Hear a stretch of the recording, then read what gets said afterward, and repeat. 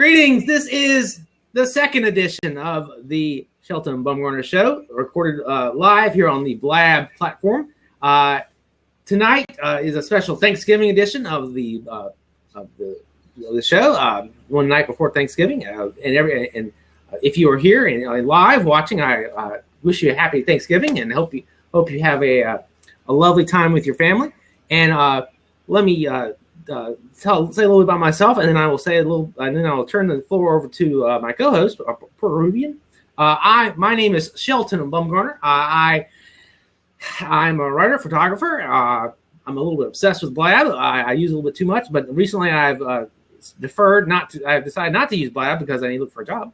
But I give myself one little treat, and that is a podcast. So I really enjoy Blab, and today's episode is all about Blab. We're going to talk all about Blab with the lovely and talented Brittany Mitz. Sorry, I slayed your name, Mitz. And I always want to put an N in your name for some reason. Mitz, and at this point, I will turn the floor over to Peruvian and tell us a little bit about yourself. Oh, sure. Hi, my name is Peruvian. On some occasions, people call me Pablo. I've been on Blab for a very long time and never leaving until they shut it down, or I don't know. I'm never leaving. And I mean, something about myself. I have a dog named Bradford, and and I love Coronas. That's true. He does drink a lot of Corona. I see him drinking Corona all the time. Yeah. So do you have anything on top of your head that you want to talk about briefly before we start talking to our guest? Me. Yes, you. Do you have anything? Just, I mean, if you don't, that's fine. I just thought if you have anything. Everyone, make sure you thank someone tomorrow. Thanksgiving. There it is. Thanksgiving. Be sure to thank someone tomorrow. What do you think? What are you thankful for? What are you thankful for? Me? Yes. What are you thankful for? I'm thankful for family, friends, for Thanksgiving is great. It's all about the family. It's all about the family. I am thankful. There's a video of me on Facebook from several years ago when I was in Busan. I said I'm thankful for wine, women, and song.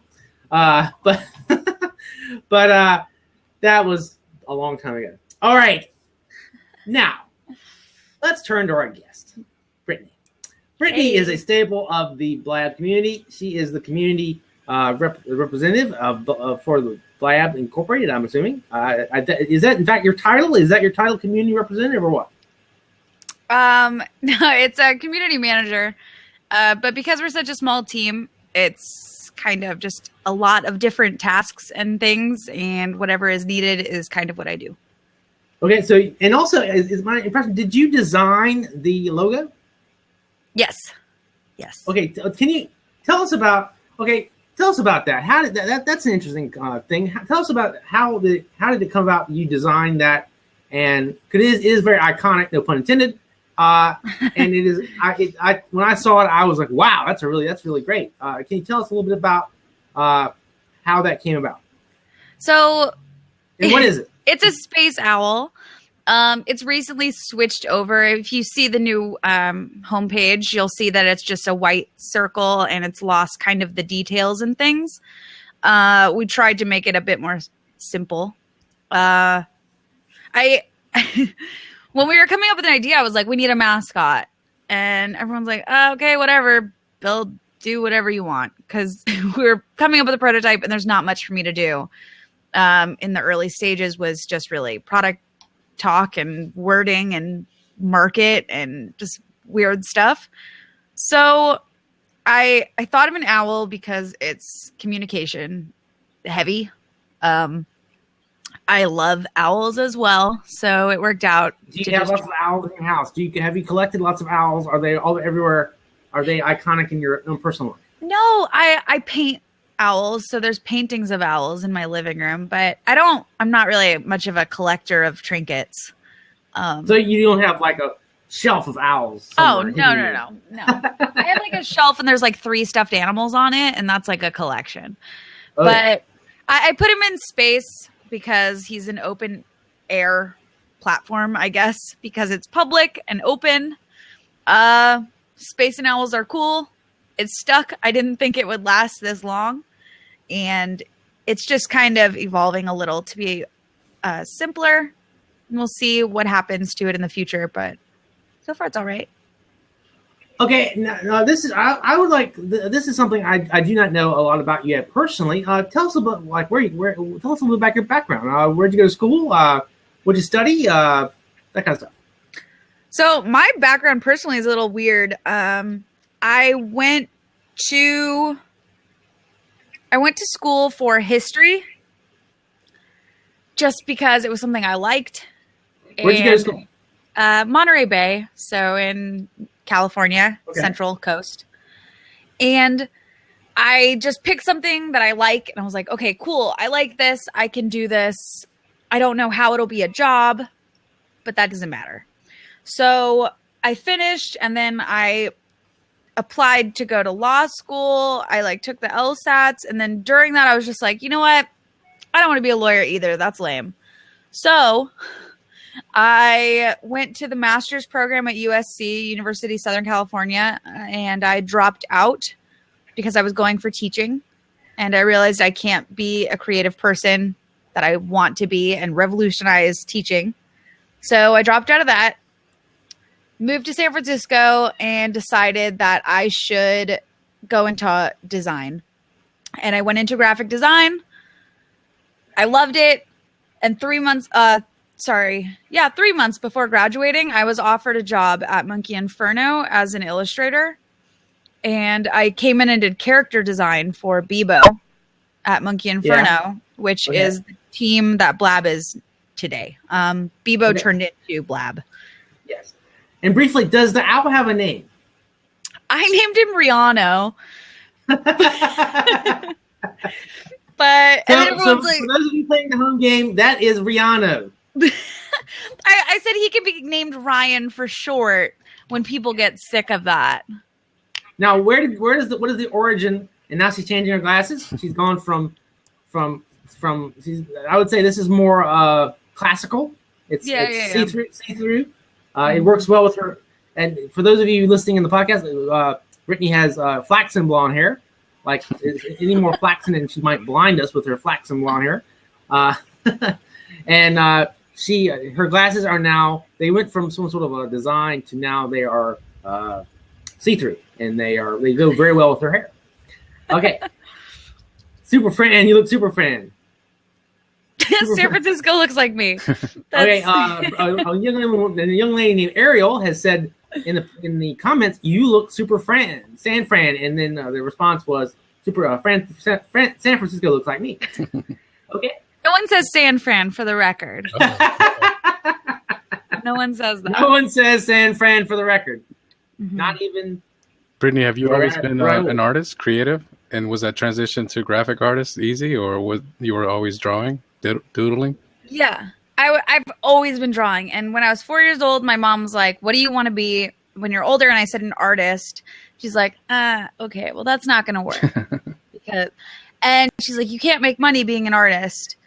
And eventually I just went and proved her wrong.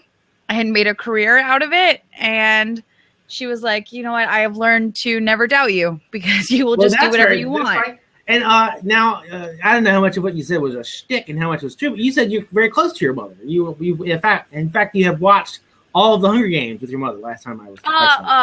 Yes. That is all true. That was all a very real moment. My mom watched all the Hunger Games with me. So I'm curious. I'm curious because I don't really get to pin you down and talk to you face to face this way very often. Can you tell me, what do your folks do? What do your father and your mother and your father do? What's your background? My dad's a biologist, and he works at a nuclear power plant. Oh wow, he works at a nuclear power plant. Wow, that's impressive. He's a crazy scientist guy. Like I feel like not that many people. You kind of just know your parents and don't really think of them outside of them being your parents, but the older I got, I was just like, my dad's really smart. like science is hard. My dad's Science nuts. is hard. And Science I always is hard. yeah, like I feel like my dad has always been the kind of person like to trick me in weird ways. Like if we're driving and the stoplight is green or like red, he'll like close one eye. So to me, it looks like he's driving blind. And like, so he does weird stuff like that. And I've always like assumed that all this like science mumbo jumbo my dad spouts was just made up. I'm like, oh no, my dad's actually really smart.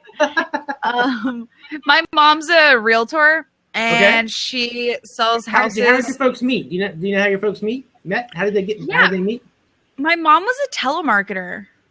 Okay. And she like called my dad and it was like, I think it was the wrong number or something. And they ended up just talking for a long time on the phone because they didn't have like computers and stuff, you know? This is weird. This is back in that weird days when it before internet. If anyone called me and they're like, I'm wrong number, I'm like, never call again. So that worked out pretty well. And eventually they just kept calling each other and talking. And they were both from Long Island, New York. And so are you originally from Long Island? I mean, like, how did they end up in California? How did you end up? My dad moved for a job in California, and my mom said, "Okay, we'll live here for a few years and then move back." And they've lived here for a long time. For a long time. Yeah, like 27 years. Okay, 27 years. Okay, or a long time, yeah, or longer. So. How did it come about that you work? Let's talk about the origins of Blab. Blab, this is stuff that I know, but our listeners and viewers may not know. It's my impression that long ago, and it got far, far away. Now she's changed her glasses back. That what happened was a fellow. Is his name Michael Birch? Is that his name? Yeah. Okay, Michael Birch, and now poor Ruby has changed his glasses. A fellow by the name of Michael Birch had a service called Bebo, and it was very popular, especially in Great Britain. And he sold it to AOL for the astonishing amount of money of like $850 million. Now, a few years later, he buys it back for $1 million. Now, it's my impression that what happened. Now, this is the point where I know I have an impression, but I want to know from you what happened at that point relative to your experience. How did they get me? Yeah, how did they get you, and what at what point after that did they get you, and what happened? Like, I know the story, but tell us. So super soon after they bought it, maybe 3 months after they bought it, I know Derek. So Derek's our designer at Monkey and Frown. He's been there. Now, Derek, years. what does Derek do? When he designs. Yeah, he does like web and iOS design, so he's focusing a lot on both right now. Okay. Yeah, he does web design. Well, yeah, the buyback. The question in the comments was the buyback for $1 million or $1 billion. It was for $1 million.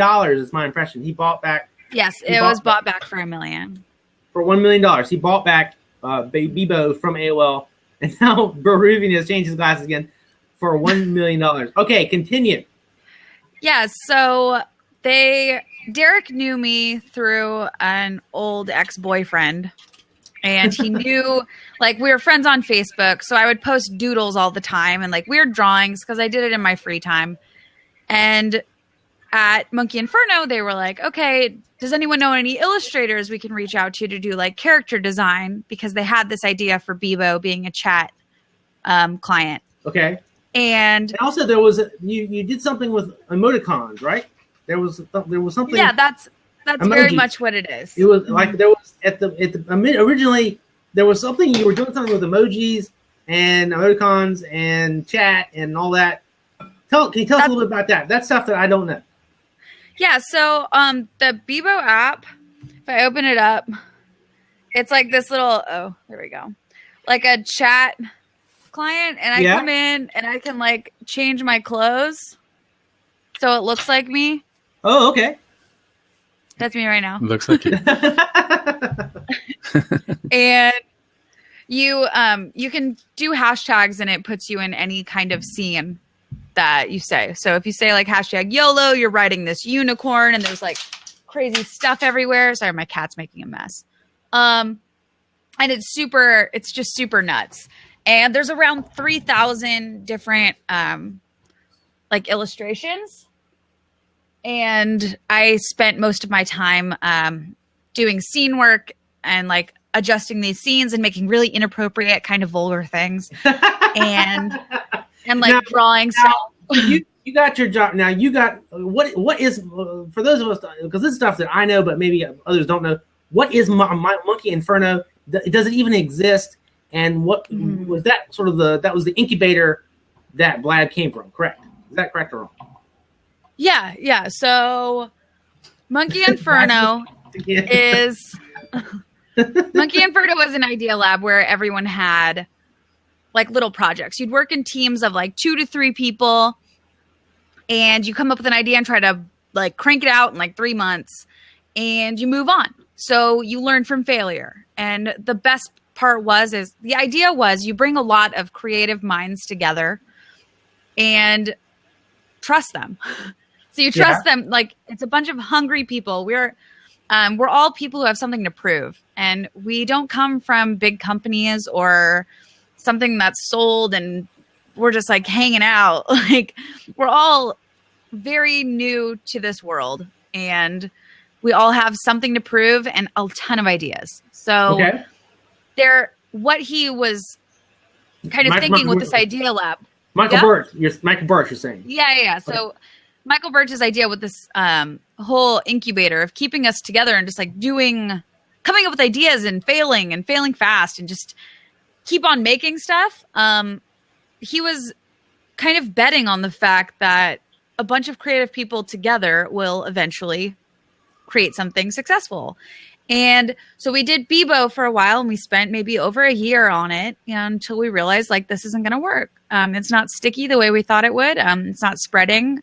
When things don't spread word of mouth, it's typically not a good sign. Yeah. So we were like really attached to it. It was kind of a sad moment where it's like, oh my God, I spent so long creating all these characters. I dropped out of school. Like, I believe so much in this idea, and it's just gone.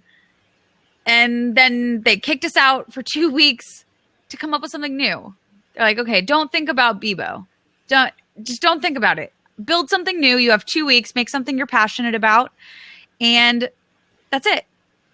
So we spent 2 weeks, and we came back with a prototype of Blab.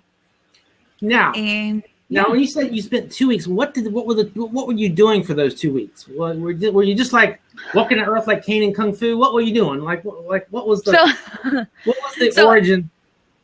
I remember the day this was announced. I was working from home, and I called in on a webcam for this meeting. So I'm like sitting on the table and like because I'm on a computer, and they said, we're going to do this. And everyone's like, okay, we need to start thinking today. Like, our mini group should get together. And I was like, screw this. I'm coming into work right now.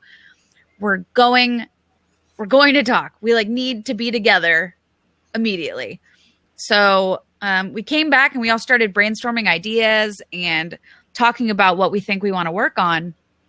And after we got a few ideas, we went back and we did kind of talk about this idea for something similar to what Blab is. And it was kind of discussed a few times in passing. And then it's like, all right, let's go to a bar and think of all the bad ideas, just all of them. So we went to a bar, and I had a packet of sticky notes and a Sharpie in my pocket, and we put sticky notes all over the table with stupid things written on them.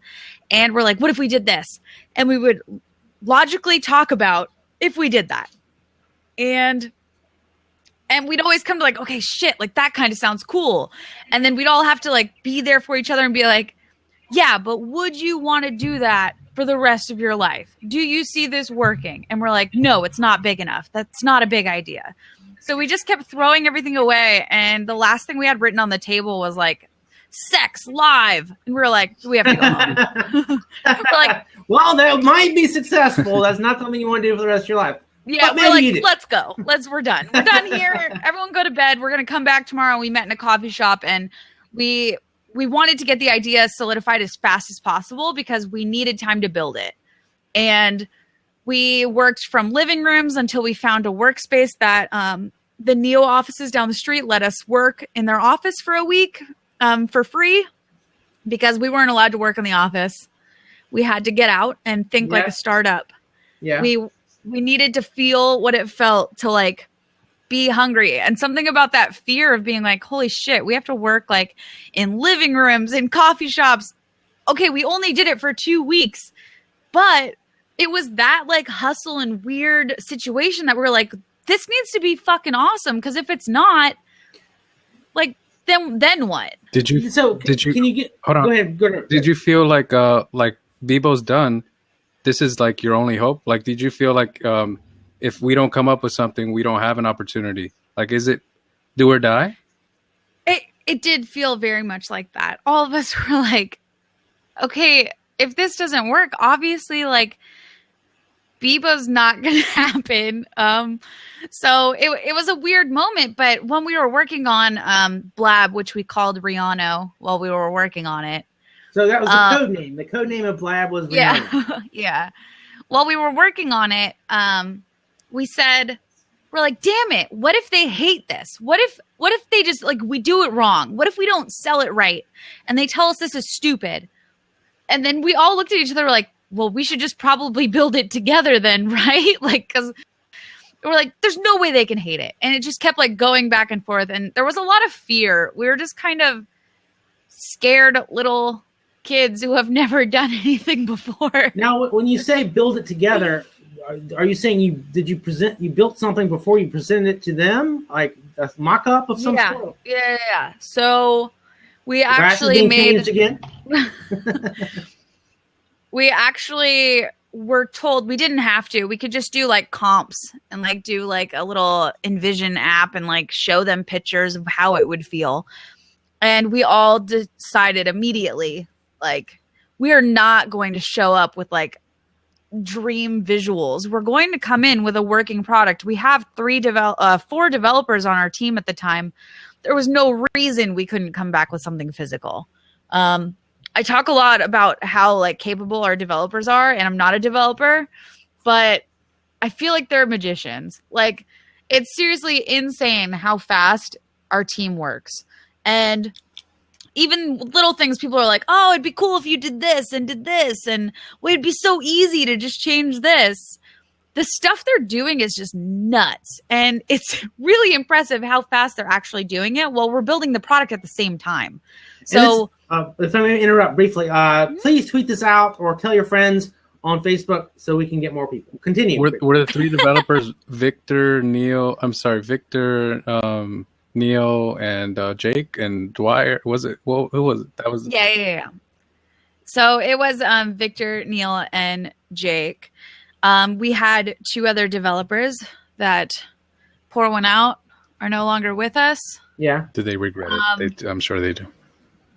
No, I think everyone's doing what they love. And if you don't believe in an idea on the same level, it's really hard to function as a team because we're all kind of crazy. Like, people who are in startups and putting all their, like, just everything. You put your whole, like, blood, sweat, and tears into something that you believe in.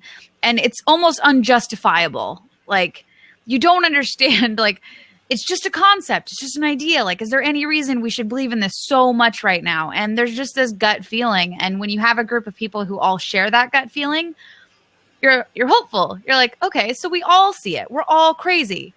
And as we started to see users come on and use it and see how addicted they are to using Blab, we're like, okay, we're not crazy. This is something. The question I have briefly, where did the name Blab come from? Who thought it up? Oh, this is actually pretty funny. So we came back and we were like, we're Rihanna. And they're like, damn, no, you're not. Like, we're not calling it Rihanna ever. So don't get attached to it. Please don't tell your friends. And we're like, okay, but like, isn't it so bad it's good? And they're like, no, it's definitely so bad it's bad. We're not Rihanna. End of story. Yeah. And so it is funny that Blab was actually the name of a product we had been working on in Monkey Inferno. So it was one of Derek's first projects. one of the first. And it was a video walkie-talkie app. So like you press and hold someone's contact information and it starts recording your video and you let go. It didn't end up differentiating itself enough from Snapchat in people's minds. Okay. So we eventually killed it off, and it was just hard to find the market for that product. So we had this domain, Blab.im, and it was like, okay, it was an instant message kind of domain. That brings the question up, why IM? And do you have plans to go to .com?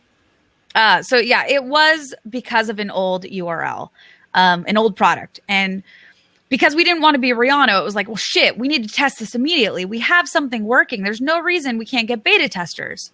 So we're like, okay, just put it under that. We do have Blab.im. It's like, would Blab be a good name? And we're like, yeah, blabbers, blabbing, blab about it. And it was just like all the word, like, let's start a blab. And it was just like all the sentences made sense. And we're like, all right. But we had this like negative, some of us had like a negative feeling because it was a failed project that we worked on before. And we're like, oh God, naming it Blab after like an old, like it felt weird, but we had the domain. So we're like, just use it. It can be temporary. And we're still in beta, and we have a ton of beta testers. And now, I, of course, am one of those beta testers. So let me press the question just a little bit farther. Are you going to go to .com? Is that do you have the .com domain name?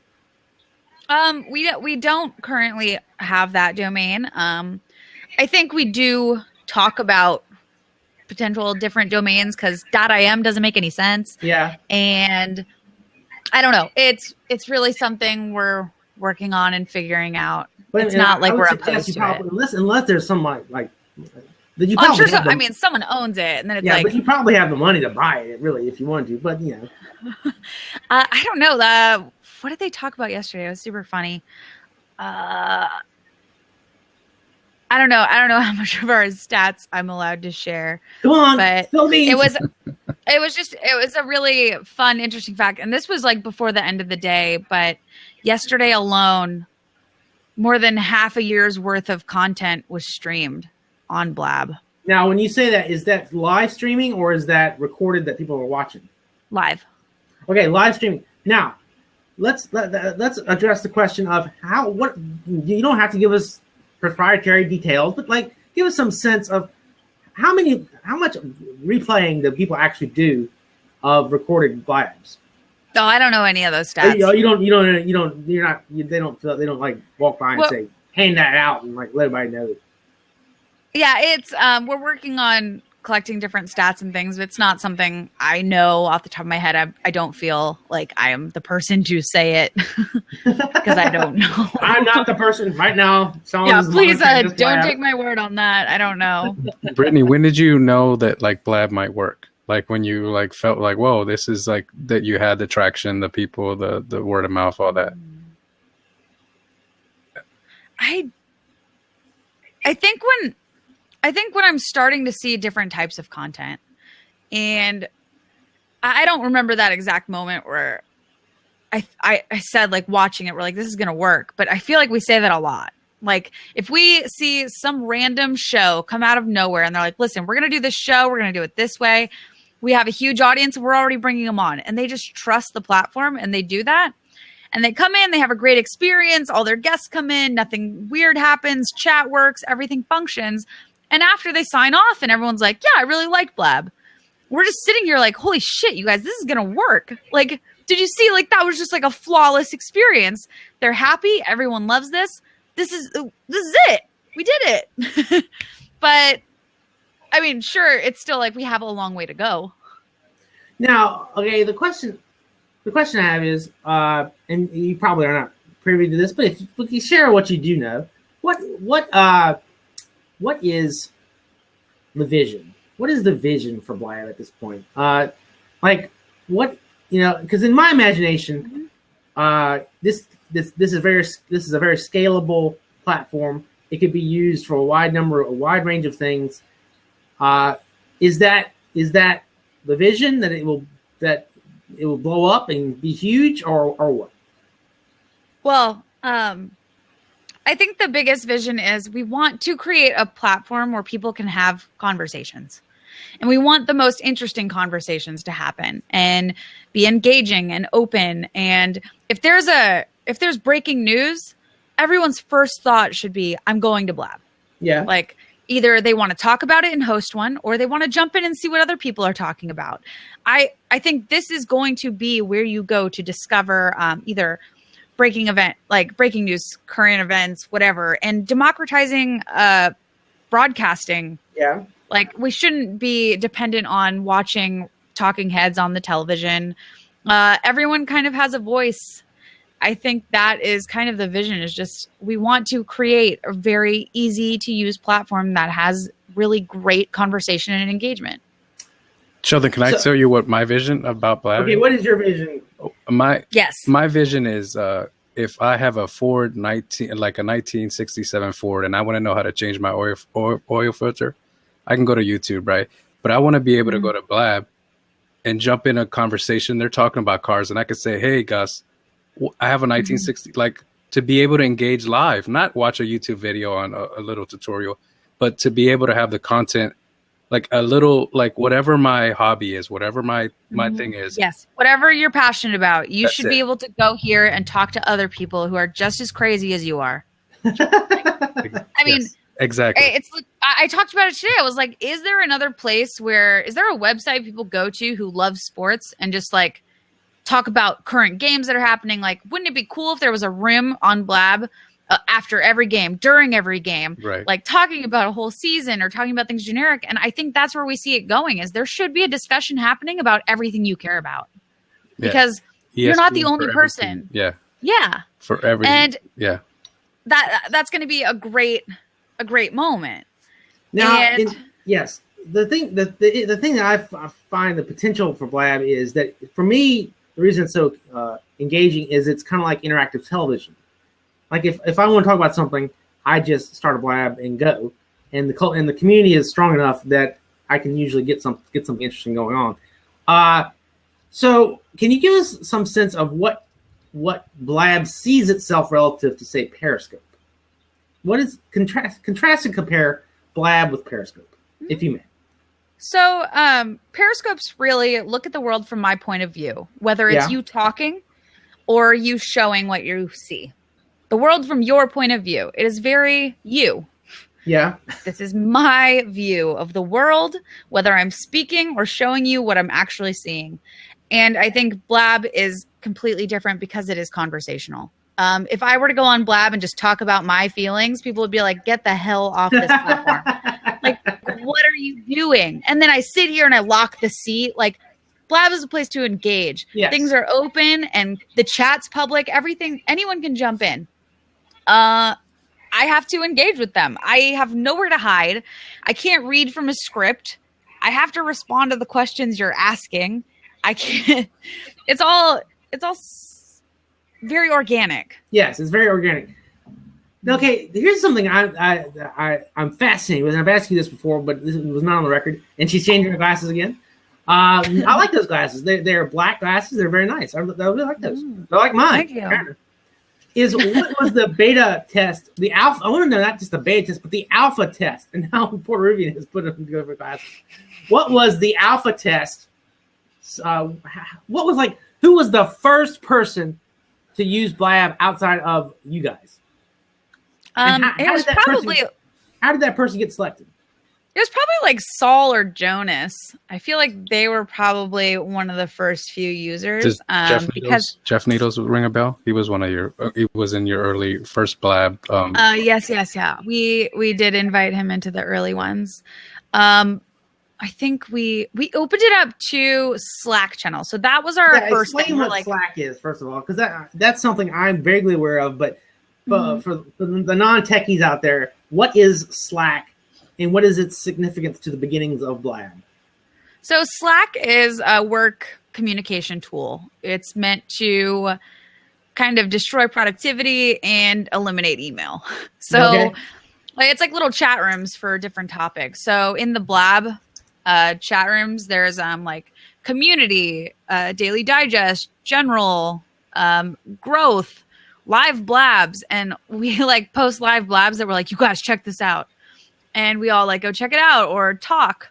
And we just go in there and talk about or design, talking about different designs and comps get Slack, is Slack kind of like a system whereby there are all these people using it for different reasons, and you would pop into a Slack and say, we have Blab, we have a Blab, come into our Blab and participate. Is that what was going on?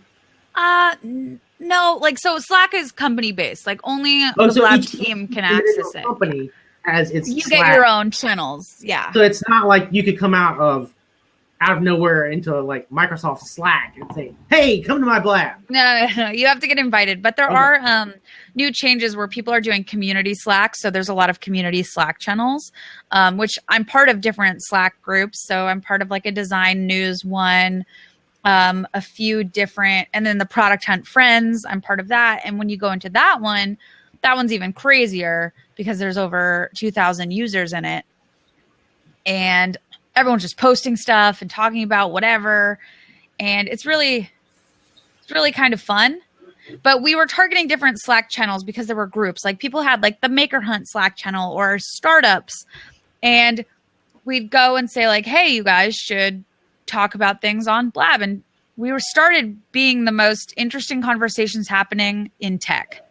So we wanted to get all those interesting people, like founders and people running startups. And we realized kind of early on that it's going to be difficult to have startups come on and talk to each other because they're busy running their damn company. Yeah. And they're competition, right? And they're, well, not necessarily, but we were competing for their time, and that was very difficult. So because we started in tech, like Leo Laporte actually came on to Blab very early on and featured us as his pick of the week within a very short amount of time. And after that, it was like starting to branch out and become less about just tech because we were watching people make Blabs that were not tech. So we're like, okay, you're either tech or you're general. And everyone's like, and then marketers came on. We're like, okay, you're either tech, you're general, or you're business. And again, yeah. I don't mean to interrupt. I'm briefly indulgent. No need to apologize. So what from relative to Blab's point of view, why are marketers so obsessed with Blab, and why? Like you've told me before, but I'm curious. Let's see, the glasses are being changed again. Tell us, why are marketers so obsessed with Blab, and are you guys cool with that? Or I mean, what's going on? So marketers are obsessed with Blab because marketers are usually early adopters, and by adopting a platform early, it makes it easier when Blab blows up. They can say like, I've been here since the beginning. I understand Blab. This is how it works. These are the types of people that you can find there. This is how you attract them. And they're doing a lot of things that are trial and error. And getting in early is an advantage. People who got in early to YouTube, it was an advantage. Yeah. There's always an advantage to adopting a platform early and understanding it. So it's definitely something they're experimenting with because they want to understand, like they want to be in this space. They understand this space is valuable. Doing things live is valuable. The thing that's going to probably evolve over time is a lot of people are trying to duplicate the content they're already producing outside of Blab, like bringing over something like Puerto Rivian said. You can watch a tutorial on YouTube on how to change your oil or your filter or whatever. Yeah. But if I did a Blab, like how to change your oil filter, that wouldn't make sense for it to be real. So for things to happen live, it needs to provide value, like because it's live. So things that provide value are people can ask questions in this Blab. So cool, people can ask questions. Doing step-by-step tutorials don't make sense. Maybe top 10 reasons might not make sense. But it's all things people are experimenting with. So how do you take advantage of live? And I think they're all learning. Everyone's learning and wants to figure it out. So, did you anticipate a lot of Hangouts? Like, was that something you like pictured? Like Blab to be a platform where people to get to know each other and just talk about nothing? So we thought about it. We're like, okay, people wouldn't do that. Like, why would they do that? And we witnessed something actually kind of cool in the past month. A lot of the people who have come on, so you and Shelton actually hang out a lot on Blab. Yes, we do. Yes, I do. And you've made a lot of connections with people that way. So after connecting with those people, you start to notice people who are hanging out on Blab. Now they're like, what if I did something with this? Like, how do I make this more valuable to me? And they're making their own shows. So people are doing regular shows and they're kind of like making their personality and like the dynamic they've created with these people much more valuable. So they're taking value out of that friendship and now saying, you know what? We vibe really well together. Like Puerto Rican and Zane, they vibe well together. So why shouldn't they have a beer o'clock? It's like, they're already doing it, but why not just like call it Blab o'clock? And you're starting to see people like brand them their hangouts because they're branding a dynamic they've created on Blab, which is super powerful. And it's awesome. Now, you mentioned the word Hangouts. Do you consider Hangouts, the Google Hangouts, are they your direct competitors, or are they, or nah, as Miss Christine would say? What I don't like to think about anyone as a competitor. We're not trying to rip off features or do anything. We're just doing what we think is missing, and we think casual, spontaneous, and quick and easy to have conversations are missing. Yeah. You can't do that on Google Hangouts. You can't do it. Like, I dare you to go try to start a Google Hangout. Yeah. I'll see you in an hour. And no one's going to be there. Like, no one's going to show up. It's all friends, because right? we're focusing on discovery as well. So if you go on the homepage, you can see other things that maybe you didn't see, but they don't focus on discovery because they're giving you a tool and we're kind of creating a space. And for my defense, I didn't say an oil filter Blab. I'm talking about a car Blab. Like, you can go in and ask the car guy. Oh yeah, I know. But like, if you want a tutorial, you go to YouTube for a how-to. Right. But if you want to talk cars and weird car stuff, I guess, because people weird talk about cars like weird. Yeah. Like, hey guys, I went to work in my car. That's all I got to say. I went to work in my car. I'd be so bad at car cars. I'd be like, okay, here's a question that's dear to my heart. Mm-hmm. Okay. Blab is very addictive to me. So addictive that I have gone on hiatus while I figure out how to right some problems in my life. As they most people do, yes. So the question I have is, why isn't Blab bigger? Why is it's so engaging? It's so addictive. Mm-hmm. I know it's beta, but yet there doesn't seem to be a lot of promotion. Or are you hiding out? Are you trying to like be on the down low while you get things, the kinks, like the things that this is what we hear in the sort of the Blab gossip sphere is like, oh, they're keeping it a secret because they want to get the kinks out and all that kind of stuff. Oh, it's not a secret. I know it's not a secret, but you're not promoting it. You're not like, there's no Android app. There's what's going on. Is that how you would promote it? You just build an Android app? No, that would help. I think the launch party, the whole big balloons and stuff would be like a launch. Like, is that when you anticipate the big party? Okay, so we're not. I guess we're not promoting it. Blab is growing. It's growing at a different rate, but it is still growing significantly. And yesterday was a crazy day where we were just like watching the numbers, and that's all I'm going to say about that. But okay, so things are growing, and the people are viewing and lurking and experimenting more. They're kind of getting comfortable with the platform. What you have to understand is there's people here who have already established a show or established a community. And that's kind of a scary place to jump in. It might be a little intimidating to just jump in and start a show when there's these community of people who are all very close. And we are witnessing way more watched minutes and more viewers coming in.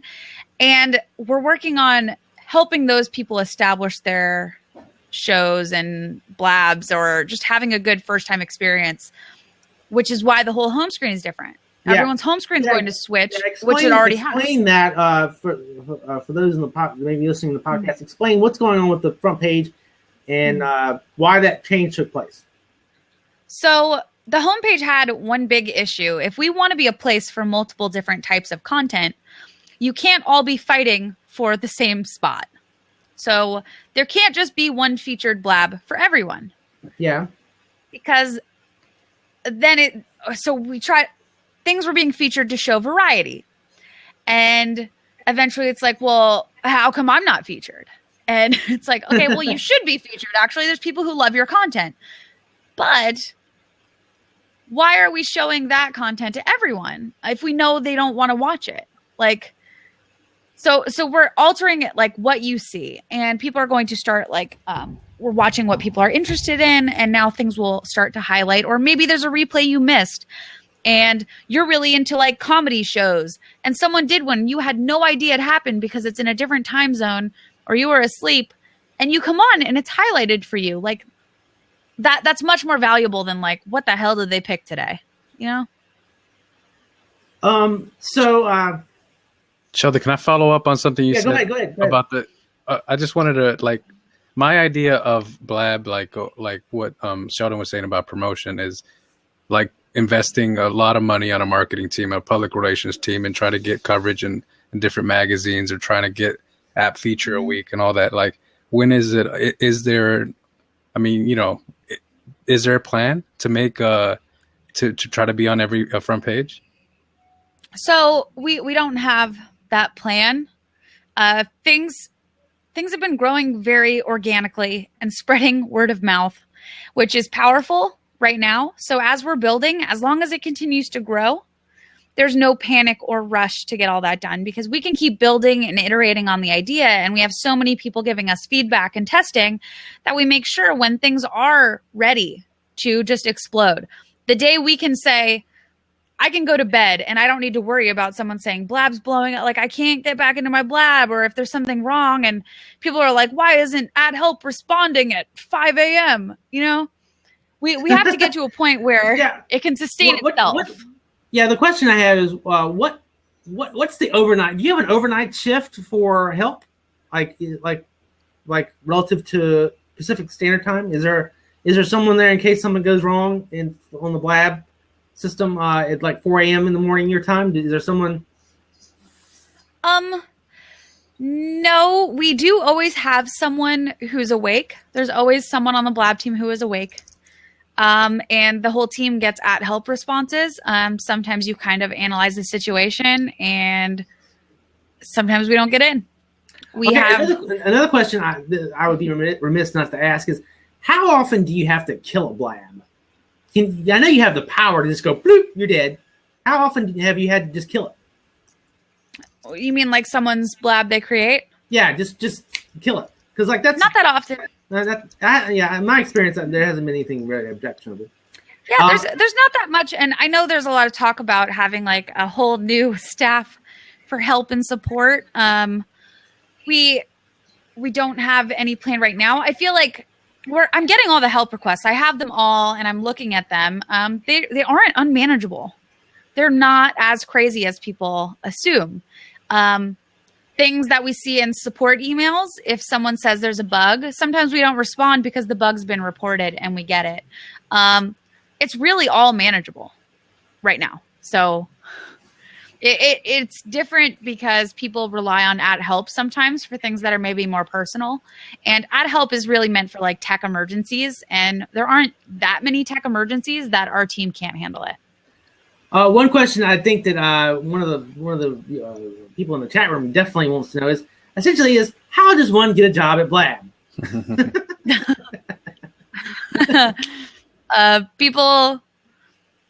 I feel like the people who get jobs here don't ask for jobs. Like it's more like you do things that are valuable, that you enjoy, and when your value is noticed, you'll be reached out to. Or we'll call you, don't call us. Or if you have some like crazy skill and you're like, listen, I want to do this. There's a lot of people who say in the chat, like, can I work for Blab? And you're like, none of those people apply. Like, no one's ever applied or like sent us a resume. So that's always the funniest part to me. It's like, I've been making Blabs called Hire Me Blab for 2 weeks. And I'm like, and you couldn't send us a resume? So like, It's just stuff like that. Like, just send us a resume. Tell us what your value is, what you want to do. We do read into it. We look at what people have to offer. If you know anyone who can develop an Android app like a beast, let us know. Yeah, and I know that Jonas like developed a profile of what he thought the profile should look like on a separate channel and said, hey, check this out. This is something that I think that should be cool. And I know Furkan was saying, if you're an iOS developer, if you're an Android developer, hey, say hi, let me know. Yes, say hello. Right. They would love developers. So there's developers. Yeah. So. No more Britneys. We got tons of Britneys. Oh. I got enough personality to be 100 Britneys. You are 100 Britneys. 100. I'm every Britney inside of me.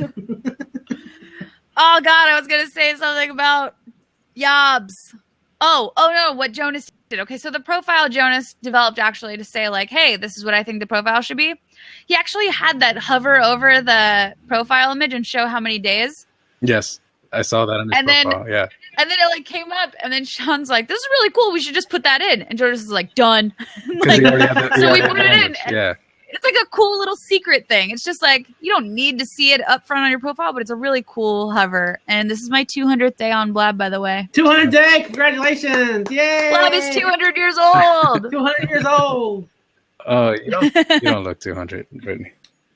Well, let me. While I have your attention, let me throw in my pitch for Will in China. He has a nice little app, little Chrome extension that works with Blab. That apparently added some functionality. I don't know if you were aware of it.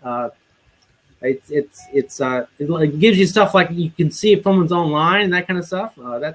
That's the kind of stuff that some of the features that I would like to know. Like I'd like to know, like, okay, someone is online and I can talk to them. Ricky. So I'm not sure if Ricky Prime was actually saying like he'll be in San Francisco. Yeah, Ricky Prime is going to be in San Francisco, and he wants to do a show at the headquarters, I think. Yes, you are so welcome to do a show there. We all love Hit It or Quit It. I feel like it's a moment in the day where Blab team says we have to watch this. Whether we catch the replay or live, we do watch it because it is awesome. It's awesome. So, yes. Yeah, it's awesome. You're allowed to come to our HQ if you want. Oh, New York. Okay, are there plans to change notifications so you can get emails for just the ones you subscribe for? It should do that. Okay. Oh, so if you're following people, it's going to tell you that stuff too. So I would only follow people you want notifications from. Yeah, I've turned off following people. Yeah, it doesn't mean like these are my friends. It's like, no, you have to care about their content. Like, don't follow people because you want to be nice. Be selfish. They're your notifications. Right. Yeah, you control your notifications, not their feelings. So you control your emotions. They don't control your emotions. So one issue I have, and this I'm going back to something because it's like it makes me worry about my psychology. Why is it that Blab is so compelling to me, and then I have trouble explaining it to someone who doesn't ever use it before? Like, why is it? How do you say it? Pretend you're telling me about Blab. They ask me what is Blab, and I say it's a 4-way video chat system with a social media network hooked up to it, and you can. No, okay, okay. She's shaking her head. Oh my God! How would you just? They're like, what the hell, Skype? Let's hear the pitch, Brittany. What's the pitch? Give us your elevator pitch for Blab. Everyone record this because you tell 12 of your friends today. Yeah, what's the elevator pitch for Blab? Our one line is press a button, start a talk show. Oh wow, that's really good, really good. That is the line. And as much as we like try to work around and think about a different one, it's like, no, that's really as simple as it is. Anyone should have the ability to press a button and start their own talk show. If I want to be Stephen Colbert, I don't have to move to LA and live on the street. I can just use my personality and become that person. You should be like, buy a headset and then press the button. Buy a mic, press a button, start a talk show. Buy a mic. Yeah, there it is. Buy a mic, press the button. So, as you have mentioned before elsewhere, you have said that you believe that Blab is more about organic personalities bubbling up to the top as opposed to famous people from outside using the service. Do you have any plans? First of all, address that issue, and then second, after that, do you have any plans to try to woo a famous person to come to Blab to perhaps improve its popularity? So just to explain, we have no problem with celebrities coming onto Blab. What is they're allowed, they're welcome, they're not banned. The thing I have said before is celebrities don't bring as many people as one would anticipate. So someone with 1 million followers on Twitter, those followers are not actively watching that person's stream, and they're not going to see it. They're not going to it doesn't bring the people. So they have to let people know they'll be doing something. And the problem is a lot of celebrities will come on and they don't tell anyone they're doing anything. And they just assume that people come, that there's this magic thing that happens when they do anything. And it's just not true. There's a lot of publicity you have to do. Listen, Justin Bieber's going to be on Blab. Justin Bieber has to probably freaking tell people who care about him because this platform's not going to give a shit. It's oh, Justin Bieber's here. It's I don't care. So I don't want to watch that. So he's probably not people might watch what a train wreck it is, but that's it. He has to let his audience know. So the problem is if people have a big following somewhere else, they're just not telling their audience. And the only way for those celebrities to matter is if they let their followers know. Oh, there's cats crying. What's your cat's name, by the way? Oh, well, the one crying in the door Victoria. is named Cat, and this one's Victoria. Oh, your cat has no hair. Yeah. What kind of cat is that? The cat It's a doesn't have hair. Sphinx. What, a Sphinx? A Sphinx. Mm-hmm. So how old are your cats, by the way? While we have your attention. To be fair, I have one cat. My roommates have cats. Oh, your roommates have cats. I'm not a weirdo with more than one cat. You're not a young cat. Yeah, my cat is 4 years old. 4 years old. So it's obviously not a stray cat you found on the street because that's a very unique. No, this is a purebred, beautiful cat that I picked up from the airport because it was mailed to me. It was mailed to you. Why did you pick that type of cat, by the way? Oh, I think they're beautiful. You don't have any cat dander issues or anything. You don't Nope. How yellow is it? I'm done talking about how weird I am. So okay. This is something I've asked other people from Blab, and they have been elusive to say the least. Well, I ask you because I have your attention. What's the 5-year plan for Blab? Wow. We don't have a 5-year plan. We have barely a month plan. Yeah, we don't plan ahead like that. We address one problem at a time. Focusing too much on the future, what's going to happen, or what the platform will turn into. I think we're a platform super dependent on its users. And if our users are using the content or they're using Blab in a certain way, it's going to affect what the product is. So we can't make a 5-year plan. Everyone saw what happened to Vine. They really didn't anticipate how it would be used in this short form 6-second comedy setting where Vines are actually super funny. How funny can you be in a 6-second looping video? Well, the users taught them. And no one said Vine looping videos, it's going to be great for comedians. And they took it. This is ours now. And I don't think Blab has been taken yet. So although it might feel like there's a lot of people here, no, it hasn't been taken. Yeah. You don't. Just to be clear, it's not that.